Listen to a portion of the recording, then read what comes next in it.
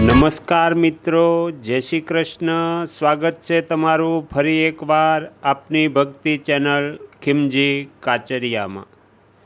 શ્રીમદ ભગવદ્ ગીતાના અત્યાર સુધીમાં આપણે 175 ભાગ સાંભળ્યા છે.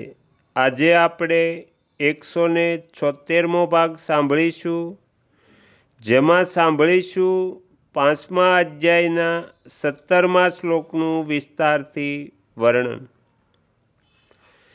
જેમની બુદ્ધિ તદાકાર થઈ રહી છે, જેમનું મન તદાકાર થઈ રહ્યું છે, જેમની સ્થિતિ પરમાત્મા તત્વમાં છે, એવા પરમાત્મા પરાયણ સાધકો જ્ઞાન દ્વારા પાપ રહિત થઈને અપુનરાવૃત્તિ એટલે પરમ ગતિને પામે છે.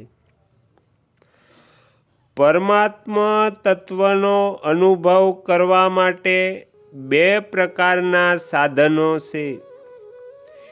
એક તો વિવેક દ્વારા અસતનો ત્યાગ કરતા સતમાં સ્વરૂપે સ્થિતિ આપમેળે થઈ જાય છે, અને બીજું સતનું ચિંતન કરતાં કરતાં સતની પ્રાપ્તિ થાય છે. ચિંતનથી સતની જ પ્રાપ્તિ થાય છે, અસતની પ્રાપ્તિ કર્મોથી થાય છે, ચિંતનથી નહીં. ઉત્પત્તિ વિનાશશીલ વસ્તુ કર્મથી મળે છે, અને નિત્ય પરિપૂર્ણ તત્વ ચિંતનથી મળે છે. ચિંતનથી પરમાત્મા કેવી રીતે પ્રાપ્ત થાય છે એની વિધિ આ શ્લોકમાં બતાવી છે. નિશ્ચય કરવાવાળી વૃત્તિનું નામ છે બુદ્ધિ. સાધકે પહેલાં બુદ્ધિ વડે એ નિશ્ચય કરવો કે સર્વત્ર એક પરમાત્મા તત્વ જ પરિપૂર્ણ છે.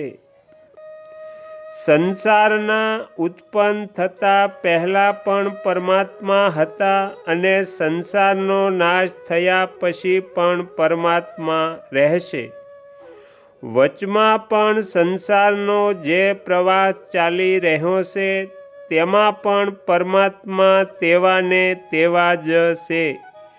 આ રીતે પરમાત્માની સત્તા એટલે હોવાપણામાં અસલ નિશ્ચય હોવો એ જ તદબુદ્ધ્ય પદનું તાત્પર્ય છે.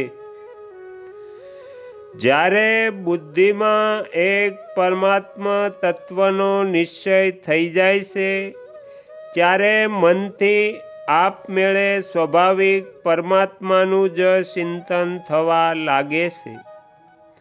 બધી ક્રિયાઓ કરતી વેળા એ ચિંતન અખંડ રહે છે કે સત્તા રૂપે બધી જગ્યાએ એક પરમાત્મા તત્વ જ પરિપૂર્ણ છે. ચિંતનમાં સંસારની સત્તા આવતી જ નથી.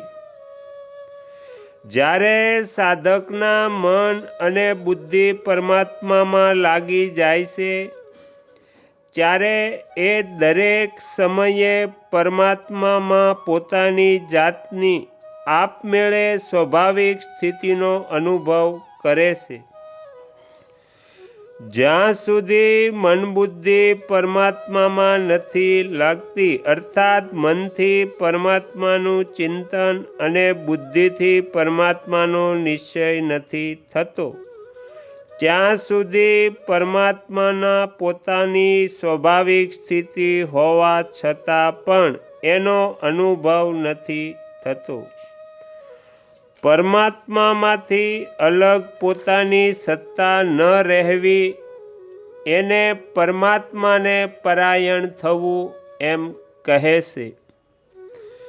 પરમાત્મામાં પોતાની સ્થિતિનો અનુભવ કરવાથી પોતાની સત્તા પરમાત્માની સત્તામાં લીન થાય છે અને પોતે પરમાત્મા સ્વરૂપ બની જાય છે. જ્યાં સુધી સાધક અને સાધનની એકતા નથી થતી ત્યાં સુધી સાધન છૂટતું રહેશે, અખંડ નથી રહેતું. જ્યારે સાધકપણું અર્થાત અહમભાવ દૂર થઈ જાય છે ત્યારે સાધક સાધ્યરૂપ બની જાય છે.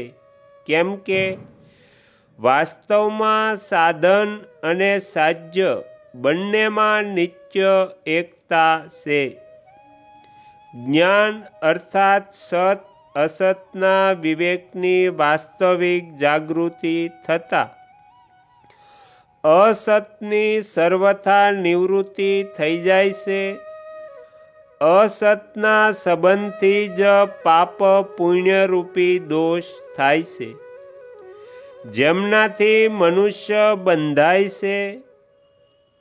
અસત સાથે સર્વથા સંબંધ વિચ્છેદ થતાં પાપ પુણ્ય દૂર થઈ જાય છે.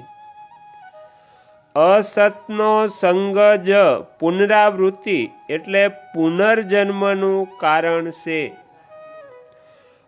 અસતનો સંગ સર્વથા દૂર થતાં પુનરાવૃત્તિનો પ્રશ્ન જ પેદા નથી થતો. જે વસ્તુ એકદેશી હોય છે તેનું આવવું જવું હોય છે. જે વસ્તુ સર્વત્ર પરિપૂર્ણ છે તે ક્યાંથી આવે અને ક્યાં જાય? પરમાત્મા સઘળા સ્થળો, કાળ, વસ્તુ, પરિસ્થિતિ વગેરેમાં એકરસ પરિપૂર્ણ રહે છે. એમનું ક્યાંય આવવું જવું નથી હોતું. તો અહીંયા શ્રીમદ ભગવદ્ ગીતાનો 176મો ભાગ સમાપ્ત થાય છે. હવે પછીના વિડીયોમાં આપણે 177મો ભાગ સાંભળીશું. તમે તમારો કિંમતી સમય આપી એકાગ્ર ચિત્તે પ્રસન્નતાપૂર્વક શ્રીમદ ભગવદ્ ગીતાનો પાઠ સાંભળ્યો એ બદલ હું આપ સૌનો ખૂબ ખૂબ આભાર વ્યક્ત કરું છું અને આશા પણ રાખું છું કે તમને સાંભળવો ગમ્યો હશે. જો ગમ્યો હોય તો બીજા 5 લોકોને પણ સંભળાવજો.